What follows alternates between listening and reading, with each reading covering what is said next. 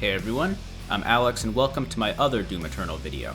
I didn't like slyly avoiding talking about the boss fights and the level ranking, but I kinda had to if I wanted to talk about them more in depth here, so here's the payoff.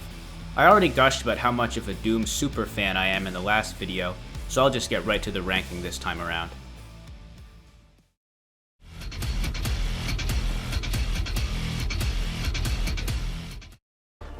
Honestly, I feel sorta guilty dumping on this guy since there was a bit of controversy around this fight on release despite id Software seemingly being pretty proud of him. As I mentioned at one point in the last video, just making the Gladiator fight took about a year, so 6 months is not exactly an ideal time frame for making something really awesome. I understand the general mindset they were in while making this guy though, which I think is valuable. With the reveal that Devoth, the Dark Lord, looked identical to the Slayer due to taking the form of the most powerful being in existence, a lot of players expected a PvP Quake style of fight. I personally didn't really want that since I'm not too big on that sort of thing and I'd rather he be big and imposing, so they took a step in the right direction with the mech suit design in my opinion. They did try to keep elements of the core concept though to please the other camp, like the one-on-one nature of the fight and his ability to heal back damage if he hurts you. I think this is a prime suspect for one of my big issues with him. He can heal and frankly I just find it annoying. They wanted it to be a back and forth sort of match, which sounds good in concept, but the way it plays out is a lot less fun than it sounds. You just strafe around him and wait for the green Q to blast him, hammer him, and spam him with rockets or full auto shotgun or whatever. This process would be fine if he didn't have so much health and the ability to heal, which can drag it way out of the fun zone for me. I would go as far as to say I find this fight pretty unpleasant, and I definitely think it's the weakest link in the game.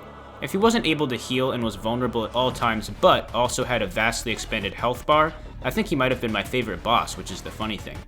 I'm pretty partial to the gimmick-free Doom 2016 boss fight style of shoot it until it dies, and I think that with those parameters, he'd actually play out sort of like Doom 2016's Cyber Demon fight, which I thought was awesome. As is, though, the only things I can really appreciate about this fight is the thought behind it and the cool-looking Warhammer 40k Chaos Marine mech suit and sword. Although, frankly, I've always been more of a Necron guy anyways.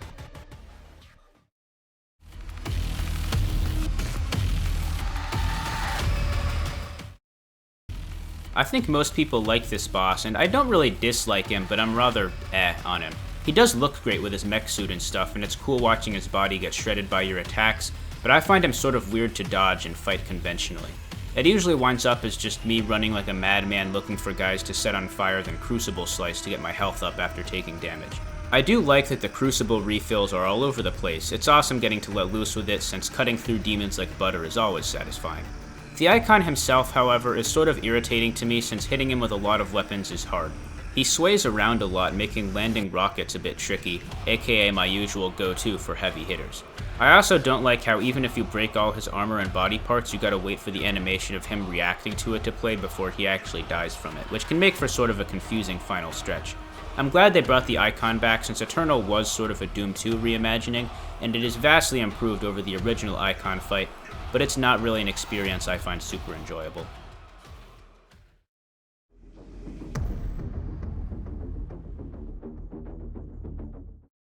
This guy is awesome. He's just this low because he's easy now. Honestly, I wasn't sure if I'd count him as a boss since he has no health bar, but he does have a cutscene and I think most people counted him as one on release anyways. I think he's quick, fair, and demands your full attention, but that's more about him as an enemy, I guess. He does have awesome glory kills. My favorites are the one where you take his axe and the one where he catches your punch. The closest thing the Slayer has to rivals are the Marauders, and they fill the role nicely. Not much to add besides I think he's a great enemy and a passable boss.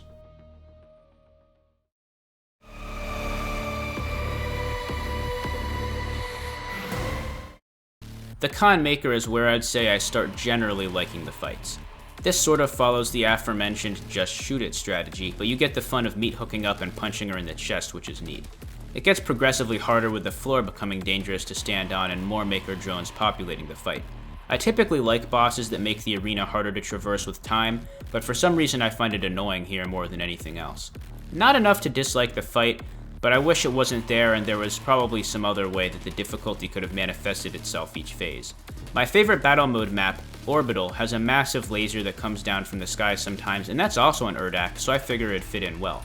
I'd be fine if they just put a big laser following you all the time to keep you moving, or something along those lines. Suggestions aside, it's worth noting that she doesn't have a lot of health and can be de-shielded with relatively few rocket barrages. I think they should have made it where she can't regen her shield, but it takes more hits to deactivate it. That's just my 2 cents though. I still think it's fine as is.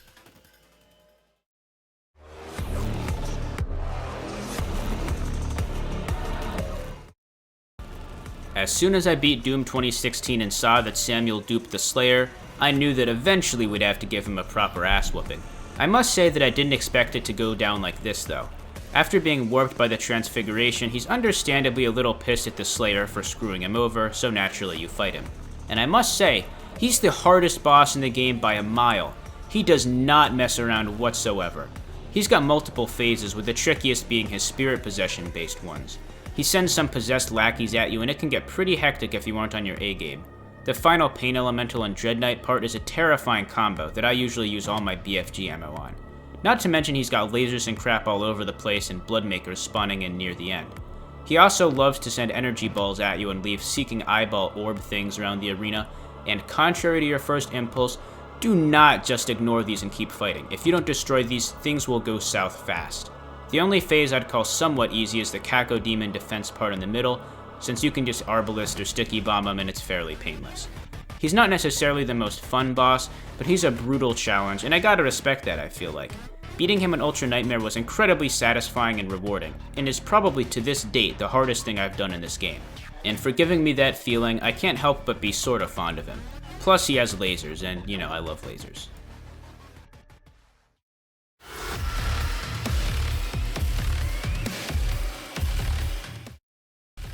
Here's where the fights hit awesome territory for me. It seems like even after all of our Soulsborne videos, I've still got to talk about gank bosses, but it's not really a bad thing. This boss is actually really well done. It starts you off in a fight with just one Doom Hunter, and as far as you know, that's it. You kill this guy and you're in the clear. I usually use the infinitely spawning enemies in this phase to farm the Super Shotgun Mastery upgrade out of habit, but if you don't spend a while doing that, then it can be pretty quick.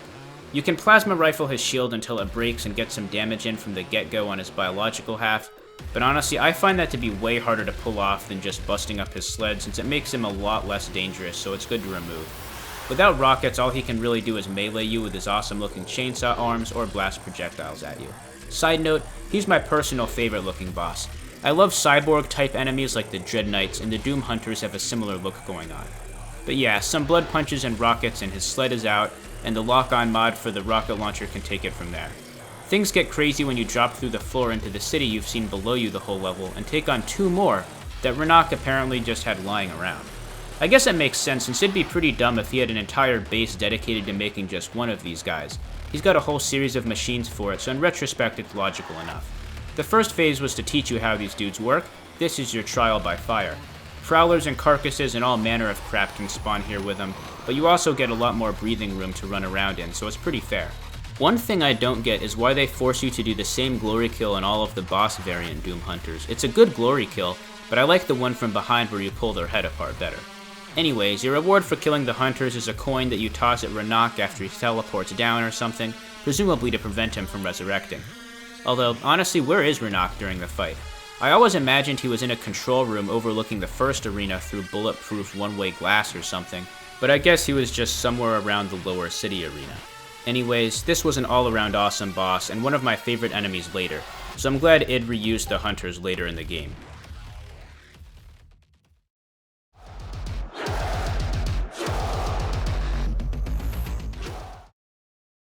Some cool lore around this guy is he's actually one of the original Hell Knights from the Slayer's Doomguy days, so I guess the demons just evolve with time.